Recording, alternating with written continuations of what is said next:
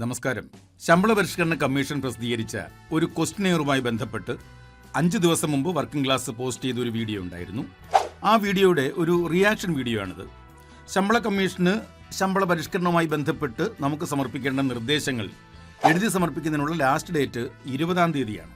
എന്തെങ്കിലും സജഷൻസ് നൽകണമെന്നുള്ളവർക്ക് അവരുടെ സജഷൻസ് നേരിട്ട് അയച്ചു കൊടുക്കുന്നതിന് വേണ്ടി ശമ്പള കമ്മീഷന്റെ മെയിൽ ഐഡിയും മെയിൽ വിലാസവും കഴിഞ്ഞ വീഡിയോയോടൊപ്പം നമ്മൾ നൽകിയിരുന്നു.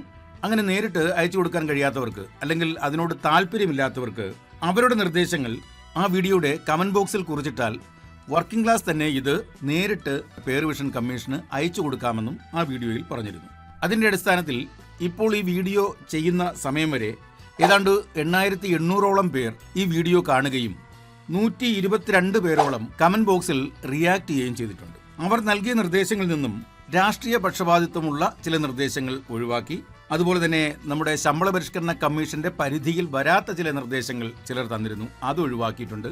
പിന്നെ ആവർത്തന സ്വഭാവമുള്ള നിർദ്ദേശങ്ങൾ, ചില നിർദ്ദേശങ്ങൾ ഒന്നിലധികം പേർ നൽകിയിട്ടുണ്ട്. ഒന്നിലധികം പേരല്ല, മെഡിസപ്പുമായി ബന്ധപ്പെട്ട ഒരേ നിർദ്ദേശം ഏതാണ്ട് 20ഓളം പേർ നൽകിയിട്ടുണ്ട്. അങ്ങനെ ആവർത്തന സ്വഭാവമുള്ള നിർദ്ദേശങ്ങളെല്ലാം കൂടി ഒറ്റ നിർദ്ദേശമായി കണക്കാക്കിയും ആ കമന്റുകളെല്ലാം കൂടി ഒന്ന് സോർട്ട് ഔട്ട് ചെയ്തപ്പോൾ ആകെ 17 സജഷൻസ് ആണ് വർക്കിംഗ് ക്ലാസ്സിന് ഇപ്പോൾ അയച്ചു കൊടുക്കാൻ കഴിയുന്നത്. ആ നിർദ്ദേശങ്ങളിൽ PRC പറഞ്ഞിരുന്ന ഒരു കാര്യം, നിങ്ങളുടെ നിർദ്ദേശങ്ങൾ 250 വാക്കുകളിൽ കൂടാൻ പാടില്ലെന്നായിരുന്നു. എന്നാൽ വർക്കിംഗ് ക്ലാസ് ഈ 17 നിർദ്ദേശങ്ങൾ ഒരുമിച്ച് അയക്കുമ്പോൾ അത് 250 വാക്കുകളിൽ കൂടും എന്നുള്ളത് കൊണ്ട് തന്നെ ഇനി ഇത് സെപ്പറേറ്റ് ആയിട്ട് അയക്കണമെന്നറിയാൻ വേണ്ടിയിട്ട് പേ റിവിഷൻ കമ്മീഷന്റെ ഓഫീസിൽ വിളിച്ച് അന്വേഷിച്ചു. അപ്പോൾ അവിടെ നിന്ന് ലഭിച്ച മറുപടി ഇതായിരുന്നു, അത് കുഴപ്പമില്ല, സർവീസ് അംഗങ്ങളൊക്കെ തരുന്ന നിർദ്ദേശങ്ങൾ പോലെ തന്നെ ഈ വേർഡ്സിന്റെ ലിമിറ്റേഷൻ ഒന്നും ബാധകമല്ല, ആ നിർദ്ദേശങ്ങൾ മുഴുവനും നിങ്ങൾക്ക് ഒരുമിച്ച് സമർപ്പിക്കാൻ കഴിയുമെന്ന് പേ റിവിഷൻ കമ്മീഷൻ നമ്മളെ അറിയിച്ചു. തീർച്ചയായും സർവീസ് സംഘടനകൾ നൽകിയിട്ടുള്ള നിർദ്ദേശങ്ങൾക്ക് തുല്യമായ ഒരു പരിഗണന നമ്മുടെ നിർദ്ദേശങ്ങൾക്കും ലഭിക്കും എന്ന് പ്രതീക്ഷിക്കുകയാണ്. അപ്പോൾ ആ നിർദ്ദേശങ്ങളെല്ലാം കൂടി ഇപ്പോൾ തന്നെ വർക്കിംഗ് ക്ലാസിന്റെ സ്റ്റുഡിയോയിൽ നിന്നും ലൈവായിട്ട് മെയിൽ ചെയ്യാൻ പോവുകയാണ്. അതിനു മുമ്പ് നമ്മൾ കൊടുക്കുന്ന സജഷൻസ് എന്തൊക്കെയാണെന്ന് ഒന്ന് പെട്ടെന്ന് പറഞ്ഞു പോകാം. വർക്കിംഗ് ക്ലാസിന്റെ ഒരു പുതിയ വീഡിയോയിലേക്ക് ഏവർക്കും ഹൃദ്യമായ സ്വാഗതം.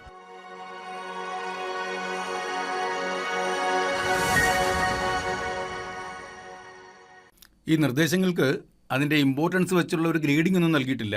ആദ്യം വന്ന കമൻസ് ആദ്യം നിർദ്ദേശങ്ങളായിട്ട് ഇതിൽ കുറിച്ചിട്ടിരിക്കുന്നു എന്ന് മാത്രമേ ഉള്ളൂ.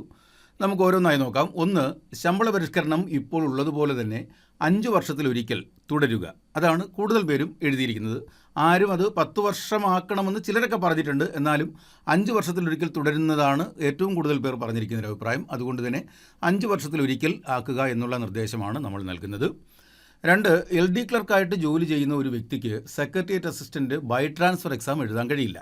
സമാന തസ്തിക എന്നാണ് പറയുന്നത്. എന്നാൽ ഇവയുടെ ശമ്പളങ്ങൾ തമ്മിലുള്ള വ്യത്യാസം വളരെ വലുതാണ്, LD ക്ലർക്കിൻ്റെയും സെക്രട്ടേറിയറ്റ് അസിസ്റ്റൻ്റെയും. അതുകൊണ്ട് LD ക്ലർക്കിന് secretariat assistant by transfer exam എഴുതാനുള്ള അനുമതി നൽകുക, അല്ലെങ്കിൽ LD ക്ലർക്കിൻ്റെ ശമ്പളം സെക്രട്ടേറിയറ്റ് അസിസ്റ്റന്റ് ശമ്പളത്തിന് ഈക്വലാക്കി മാറ്റുക. ഇതാണ് രണ്ടാമത് നൽകിയിരിക്കുന്ന സജഷൻ. 3, നഴ്സിംഗ് ഓഫീസർമാരുടെ അടിസ്ഥാന ശമ്പളത്തിൽ മാറ്റം വരുത്തണമെന്നാണ്. കുറഞ്ഞത് ഹൈസ്കൂൾ അധ്യാപകരുടെ ശമ്പളത്തിന് തുല്യമെങ്കിലും ആക്കണം. ഇപ്പോൾ മിക്കവാറും എല്ലാ ജീവനക്കാരും, അതായത് നഴ്സിംഗ് ഓഫീസേഴ്സ് എല്ലാം BSc അല്ലെങ്കിൽ MSc നഴ്സിംഗ് പാസ്സായവരാണ്. അതുകൊണ്ട് അവരുടെ ശമ്പളം ഹൈസ്കൂൾ അധ്യാപകരുടെ ശമ്പളത്തിന് തുല്യമാക്കണമെന്നാണ് ഒരാൾ പറഞ്ഞിരിക്കുന്നത്. അത് നമ്മൾ അതുപോലെ തന്നെ നൽകുകയാണ്. അടുത്തത്, കൂടുതൽ പേരും പറഞ്ഞിരിക്കുന്ന ഒരു അഭിപ്രായമാണ്, മെഡിസപ്പ് തുക ലഭിക്കണമെങ്കിൽ 24 മണിക്കൂർ അഡ്മിഷൻ വേണമെന്ന ഒരു നിബന്ധനയുണ്ട്. അത് ഒന്ന് ഒഴിവാക്കി കിട്ടണം. അഡ്മിഷൻ എടുത്തില്ലെങ്കിലും നമുക്ക് മെഡിസപ്പ് ലഭിക്കുന്ന രീതിയിലേക്ക് മാറ്റണം. മെഡിസപ്പ് ആവശ്യമുള്ളവർക്ക് മാത്രമായി പരിമിതപ്പെടുത്തുക. വേണ്ട എന്നുള്ളവർക്ക് അതിൽ നിന്ന് ഓപ്റ്റ് ഔട്ട് ചെയ്യാനുള്ളൊരു അനുവാദം നൽകണം. ഇപ്പോൾ മെഡിസപ്പ് വേണ്ട, എനിക്ക് മെഡിസപ്പിൻ്റെ പ്രീമിയം അടയ്ക്കാൻ താല്പര്യമില്ല, എന്നെ മെഡിസപ്പിൽ നിന്ന് ഒഴിവാക്കിയേക്കൂ, ഇങ്ങനെ ഒരുപാട് പേര് പറഞ്ഞിട്ടുണ്ട്. അതുകൊണ്ട് മെഡിസപ്പ് ഓപ്ഷനിലാക്കാനുള്ള ഒരു അനുവാദം നൽകണം എന്നാണ് അടുത്തൊരു നിർദ്ദേശം. പിന്നെ പറഞ്ഞത്, മിനിമം പെൻഷൻ കുറഞ്ഞത് 20,000 രൂപയെങ്കിലും ആക്കി വർദ്ധിക്കണം. പല എമൗണ്ട് പറഞ്ഞിട്ടുണ്ട്, 20,000 പറഞ്ഞിട്ടുണ്ട്, 22 പറഞ്ഞിട്ടുണ്ട്, 25,000 പറഞ്ഞിട്ടുണ്ട്. എങ്കിലും മിനിമം ഒരു 20,000 രൂപയെങ്കിലും ആക്കി വർദ്ധിപ്പിക്കണമെന്നുള്ള നിർദ്ദേശത്തിനാണ് കൂടുതൽ പേരും സപ്പോർട്ട് നൽകിയിരിക്കുന്നത്. അതുകൊണ്ട് അത് അങ്ങനെ തന്നെ നൽകുന്നു. അടുത്തത്, പെൻഷനിൽ നിന്നും മെഡിസപ്പ് പ്രീമിയം പിടിക്കാതെ അതിനായി അലവൻസ് നൽകുക. പെൻഷനേഴ്സിൻ്റെ ഒരു കാര്യമാണ്. മെഡിസപ്പിൻ്റെ പ്രീമിയം ഇപ്പോൾ പെൻഷനിൽ നിന്നാണ് പിടിക്കുന്നത്, അതിൽ നിന്ന് പിടിക്കാതെ അതിനൊരു അലവൻസ് നൽകുക, മെഡിസപ്പിൻ്റെ പ്രീമിയം. അതുപോലെ തന്നെ പെൻഷൻകാരുടെ മെഡിക്കൽ അലവൻസ് 2,000 രൂപയാക്കി വർദ്ധിപ്പിക്കുക കൂടി ചെയ്യണം. ഇപ്പോൾ കിട്ടിക്കൊണ്ടിരിക്കുന്നത് വെറും 500 രൂപയാണ്. അതിനോടൊപ്പം മെഡിസപ്പിനേക്കുള്ള ആ എമൗണ്ട് കൂടി നമ്മുടെ പെൻഷനിൽ നിന്നാണ് പിടിക്കുന്നത്. അത് മാറ്റിയിട്ട് മെഡിസപ്പ് പ്രീമിയമായി സെപ്പറേറ്റ് ഒരു എമൗണ്ട് തരിക. അതുപോലെ തന്നെ മെഡിക്കൽ അലവൻസ് 2000 രൂപയെങ്കിലും ആക്കി വർദ്ധിപ്പിക്കുക. ഇത് ഏറ്റവും കൂടുതൽ പെൻഷനേഴ്സ് ആവശ്യപ്പെടുന്ന ഒരു കാര്യമാണ്. അത് നമ്മുടെ ശമ്പള പരിഷ്കരണ കമ്മീഷൻ നന്നായി പരിഗണിക്കുമെന്ന് തന്നെയാണ് നമ്മുടെ ഒരു വിശ്വാസം. അടുത്തത് DA/DR കുടിശ്ശിക തരാനുള്ള നടപടി സ്വീകരിക്കുക. അതിൽ പേ റിവിഷൻ കമ്മീഷന് എത്രത്തോളം ഇടപെടാൻ കഴിയും എന്നുള്ളത് നമുക്കിപ്പോൾ പറയാൻ കഴിയില്ല. അത് ധനകാര്യ വകുപ്പ് കൈകാര്യം ചെയ്യേണ്ട ഒരു കാര്യമാണ്. അതാണ് 7ാമത്തെ നിർദ്ദേശമായി എങ്കിലും നമ്മൾ നൽകിയിരിക്കുന്നത്. അടുത്ത 8, ഗ്രേഡ് വാങ്ങിക്കഴിഞ്ഞ് പിന്നെയാണ് പ്രൊമോഷൻ വരുന്നതെങ്കിൽ യാതൊരു ആനുകൂല്യവും ലഭിക്കാറില്ല. അപ്പോൾ ഗ്രേഡ് വാങ്ങി അതിനുശേഷമാണ് അതിന് തത്തുല്യമായ ഒരു പ്രൊമോഷൻ ലഭിക്കുന്നതെങ്കിൽ നമുക്ക് ഒരു ആനുകൂല്യം അധികമായി ലഭിക്കില്ല. കാരണം ഗ്രേഡ് വാങ്ങുമ്പോൾ തന്നെ നമുക്ക് ലഭിക്കേണ്ട ഫിക്സേഷൻ നടന്നു കഴിഞ്ഞിരിക്കും. ഇതിനൊരു മാറ്റം വരണം.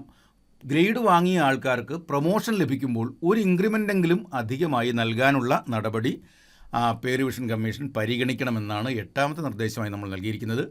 അടുത്തത് ഫുൾ പെൻഷന് ഇപ്പോൾ 30 വർഷമാണ്. അതൊരു 27 വർഷ സർവീസ് എന്ന പരിഗണന നൽകുക. ചിലർ 25 വർഷ സർവീസൊക്കെ പറഞ്ഞിട്ടുണ്ട്.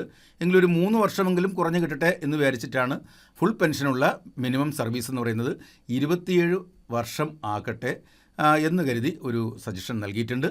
അടുത്തത് ഫാമിലി പെൻഷൻ നോമിനി ആയിരിക്കെ പ്രസ്തുത പെൻഷൻ തുക കൈപ്പറ്റുന്നതിന് മുമ്പ് മരണപ്പെട്ടു പോയ നോമിനികളുണ്ട്. ഇപ്പോൾ ഫാമിലി പെൻഷൻ്റെ നോമിനി ആയിരിക്കും, പക്ഷേ ഫാമിലി പെൻഷൻ ലഭിക്കുന്നതിന് മുമ്പ് തന്നെ അവർ മരണപ്പെട്ടു പോയി.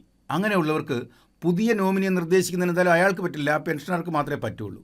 അങ്ങനെ പുതിയ നോമിനിയെ നിർദ്ദേശിക്കുന്നതിൽ അതിൽ അംഗീകരിച്ച് കിട്ടുന്നതിനൊക്കെ വളരെ നിയമക്കുരുക്കുകൾ നിലനിൽക്കുന്നുണ്ട് എന്നാണ് ഫാമിലി പെൻഷനായിട്ടുള്ള ഒരാൾ പറഞ്ഞിരിക്കുന്നത്. അത് ഫാമിലി പെൻഷൻ വാങ്ങുന്നവർക്ക് മാത്രമേ അതിൻ്റെ ഒരു കാര്യങ്ങൾ അറിയത്തുള്ളൂ. എന്തായാലും അവർ പറഞ്ഞിരിക്കുന്ന ആ നിയമക്കുരുക്കുകൾ ഉണ്ടെങ്കിൽ അതും അതിനു വേണ്ടി വരുന്ന കാലതാമസവും ഒഴിവാക്കി നിയമ നടപടികൾ ലഘൂകരിക്കുകയും സുതാര്യമാക്കുകയും ചെയ്യേണ്ടത് അനിവാര്യമാണെന്നാണ് ഒരാൾ പറഞ്ഞിരിക്കുന്നത്. ആ നിർദ്ദേശം അതുപോലെ തന്നെ പേ റിവിഷൻ കമ്മീഷന് സമർപ്പിച്ചിട്ടുണ്ട്. അവരെന്തെങ്കിലും നടപടി അതിലുണ്ടാകും എന്ന് നമുക്ക് പ്രതീക്ഷിക്കാം.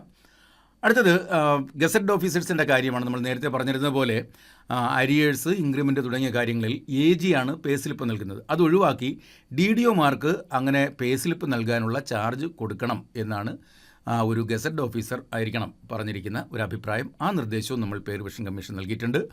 അടുത്തത് ഈ ഡിപ്പാർട്ട്മെൻ്റൽ ടെസ്റ്റുകളിൽ മാനുഷിക പരിഗണന വെച്ച് നമ്മൾ 50 വയസ്സിന് മുകളിലുള്ളവരെ ഒഴിവാക്കിയിട്ടുണ്ടല്ലോ. ഇതേ പരിഗണന ഡിഫറൻ്റ്ലി ഏബിൾഡ് ആയിട്ടുള്ളവർക്കും നൽകി പ്രായഭേദമില്ലാതെ ഈ പരീക്ഷകളിൽ നിന്നും ഒഴിവാക്കേണ്ടതാണ്. അതായത് 50 വയസ്സെന്നുള്ളതൊക്കെ മാറ്റി ഡിഫറൻ്റ്ലി ഏബിൾഡ് ആയിട്ടുള്ള ആൾക്കാർക്ക് ഈ വകുപ്പ് തല പരീക്ഷകൾ എഴുതുന്നതിനുള്ള നിയമം മാറ്റി അവരെ അതിൽ നിന്നും ഒഴിവാക്കണം എന്നാണ് ഒരാൾ പറഞ്ഞിരിക്കുന്നത്. കൂടാതെ നിലവിലെ പരീക്ഷകളുടെ സബ്ജക്റ്റുകളും രീതികളും വളരെ കാലഹരണപ്പെട്ടതാണെന്നും ഒരാൾ എഴുതുന്നു. ഒരേ പരീക്ഷകൾ ഒരുപാട് ഡിപ്പാർട്ട്മെൻറ്റുകൾക്ക് എങ്ങനെ ബാധകമാകും? നമ്മൾ ചെയ്യുന്ന ജോലിയുമായി ബന്ധമില്ലാത്ത വിഷയങ്ങൾ പോലും എഴുതേണ്ടി വരുന്നു. അത് ഏറെക്കുറെ ശരിയാണ്. എന്നാൽ ഓരോ ഡിപ്പാർട്ട്മെൻറ്റിനും പ്രത്യേകം പരീക്ഷകൾ നടത്താറുണ്ട്. എന്നാൽ അതുമായി ബന്ധമില്ലാത്ത ചില പരീക്ഷകൾ നമ്മൾ എഴുതേണ്ടി വരുന്നുണ്ട്. അപ്പോൾ അതിനെക്കുറിച്ചാണ് ആ 12ാമത്തെ നിർദ്ദേശമായി നമ്മൾ സൂചിപ്പിച്ചിരിക്കുന്നത്. അപ്പോൾ ഡിപ്പാർട്ട്മെൻ്റൽ എക്സാമിനേഷൻ്റെ മൊത്തം രീതികളും ഒന്ന് ഉടച്ചു വാർക്കേണ്ട സമയം കഴിഞ്ഞിരിക്കുന്നു. അടുത്തത് ഹയർ സെക്കൻഡറി സ്കൂളുകളിലെ ഓഫീസ് സ്റ്റാഫ് ഒരു പ്രധാനപ്പെട്ട കാര്യമാണ്. ഹയർ സെക്കൻഡറി സ്കൂളുകളിൽ അധ്യാപകരായി ജോലി ചെയ്യുന്നവർക്ക് അവിടുത്തെ ശമ്പളം എഴുതാനും എല്ലാത്തിനുമായിട്ട് അല്ലെങ്കിൽ മറ്റ് ഓഫീസ് ജോലികൾ നിർവഹിക്കുന്നതിന് ഓഫീസ് സ്റ്റാഫ് ആവശ്യമാണ്. അത് ഹൈസ്കൂളുകളിലാണെങ്കിലുണ്ട്. ആ രീതിയിലുള്ള ഒരു സ്റ്റാഫ് പാറ്റേൺ ഹയർ സെക്കൻഡറി സ്കൂളുകളിൽ കൂടി ഏർപ്പെടുത്തണമെന്നാണ് ഒരാൾ ആവശ്യപ്പെട്ടിരിക്കുന്നത്. അതും നമ്മളിതിൽ ഉൾക്കൊള്ളിച്ചിട്ടുണ്ട്.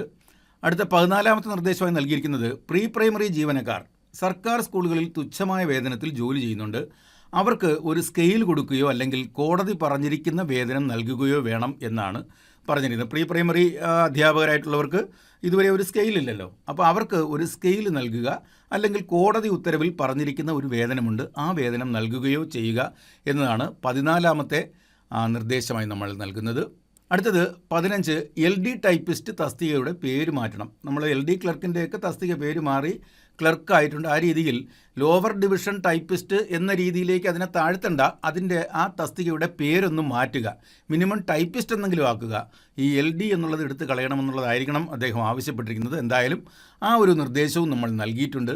പിന്നെ ഇൻക്രിമെൻറ്റ് കുറഞ്ഞത് 1200 രൂപയാക്കണം. ചിലരൊക്കെ 1500 ആക്കണം, 2000 ആക്കണം എന്നൊക്കെ പറഞ്ഞിട്ടുണ്ട്. നമുക്ക് പ്രാക്ടിക്കലായി നടക്കാൻ സാധ്യതയുള്ള ഒരു എമൗണ്ടാണ് നമ്മൾ പറഞ്ഞത്. കുറച്ച് കൂടുതൽ ചോദിച്ചാൽ കുറച്ചെങ്കിലും കിട്ടുമല്ലോ എന്നുള്ള ആ ഒരു പൊതു തത്വം ഇവിടെ പാലിച്ചിട്ടില്ല. നമ്മൾ കുറഞ്ഞതൊരു 1200 രൂപയെങ്കിലും ആക്കണം എന്നുള്ളത് ഒരു മാനുഷിക പരിഗണന വെച്ച് നൽകേണ്ടത് തന്നെയാണ്. അതാണ് നമ്മൾ 16ാമത്തെ നിർദ്ദേശമായി നൽകിയിരിക്കുന്നത്. ഏറ്റവും അവസാന നിർദ്ദേശം എക്സൈസ് ഡിപ്പാർട്ട്മെൻറ്റിലെ ഒരു ഉദ്യോഗസ്ഥൻ നൽകിയതാണ്. എക്സൈസ് ഡിപ്പാർട്ട്മെൻറ്റിൽ പോലീസ് ഡിപ്പാർട്ട്മെൻറ്റിലെ പോലെ തന്നെ തുല്യ ബേസിക് വേണം. നിലവിലെ സാഹചര്യത്തിൽ ലഹരിക്കെതിരെയുള്ള പോരാട്ടം അത്യാവശ്യമാണ്. റിസ്ക്കും വളരെ കൂടുതലാണ്. വളരെ കറക്റ്റാണ്. ലഹരിക്കെതിരെയുള്ള പോരാട്ടം വളരെയധികം ശക്തിപ്പെടുത്തേണ്ട കാലം അതിക്രമിച്ചിരിക്കുന്നു. ഈ ലഹരി മാഫിയ ഒരു വൻ മാഫിയായിട്ട് തന്നെ നമ്മുടെ സമൂഹത്തിൽ നിലനിൽക്കുമ്പോൾ തീർച്ചയായും അവരെ കൊടുക്കാനുള്ള റിസ്ക് വളരെ കൂടുതലാണ്. അപ്പോൾ ആ രീതിയിൽ റിസ്ക് ഏറ്റെടുത്ത് ജോലി ചെയ്യുന്നവരാണ് എക്സൈസ് ഡിപ്പാർട്ട്മെൻറ്റിലുള്ളവരും അതുപോലെ തന്നെ പോലീസ് ഡിപ്പാർട്ട്മെൻറ്റിലുള്ളവരും. അവർ പറയുന്നത് പോലീസ് ഡിപ്പാർട്ട്മെൻറ്റിലെ പോലെ തത്തുല്യമായൊരു ബേസിക് പേ എക്സൈസ് ഡിപ്പാർട്ട്മെൻറ്റിലും നൽകണം എന്നാണ്. ഇങ്ങനെ 17 നിർദ്ദേശങ്ങളാണ് വർക്കിംഗ് ക്ലാസ് നൽകിയിരിക്കുന്നത്. ഇത് നമ്മൾ ഇപ്പോൾ തന്നെ മെയിൽ ചെയ്യാൻ പോവുകയാണ്. അപ്പോൾ നമ്മൾ ഇതുവരെ പറഞ്ഞ ഈ 17 നിർദ്ദേശങ്ങൾ പേർവിഷൻ കമ്മീഷന് നമ്മൾ അയച്ചു കൊടുക്കാൻ പോവുകയാണ്. അവരുടെ മെയിൽ ID ആണ് office.prc@kerala.gov.in. ഇതിൽ നമ്മൾ പറഞ്ഞിരിക്കുന്നു, below are the comments made by employees and pensioners in the comment box of video posted by working class. It is requested that these suggestions to be considered as well. അപ്പോൾ ഈ നിർദ്ദേശങ്ങൾ നമ്മൾ ഇംഗ്ലീഷിലേക്ക് translate ചെയ്താണ് അയച്ചു കൊടുക്കുന്നത്. ഇനി നമ്മളിതിനെ ഇവിടെ സെൻഡ് ചെയ്യുകയാണ്. സെൻഡ് ബട്ടൺ ക്ലിക്ക് ചെയ്യുന്നു. മെസ്സേജ് സെൻഡ് മെസ്സേജ് നോക്കാം. ടു office.prc നമ്മുടെ സജഷൻസ് പോയി കഴിഞ്ഞിരിക്കുകയാണ്. ഇതുകൂടി അവർ പരിഗണിക്കും എന്നുള്ള ഒരു വിശ്വാസം നമുക്കുണ്ട്. ആ വിശ്വാസത്തോടു കൂടി ഈ വീഡിയോ ഇവിടെ അവസാനിപ്പിക്കുകയാണ്. വീഡിയോ ഇഷ്ടമായെങ്കിൽ ഒന്ന് ലൈക്ക് ചെയ്യുക. ഇതുപോലുള്ള വീഡിയോകൾ ഇനിയും ലഭിക്കാൻ വേണ്ടി ചാനലിനെ ഒന്ന് സബ്സ്ക്രൈബ് ചെയ്യാൻ മറക്കരുത്. അതുപോലെ തന്നെ വർക്കിംഗ് ക്ലാസിൻ്റെ വീഡിയോകൾ ജീവനക്കാരുടെയും പെൻഷൻകാരുടെയും ശ്രദ്ധയിൽ വരുന്നതിനായി ഇവ പരമാവധി ഗ്രൂപ്പുകളിലേക്ക് ഷെയർ ചെയ്യണമെന്നും കൂടി അഭ്യർത്ഥിക്കുകയാണ്. Thank you.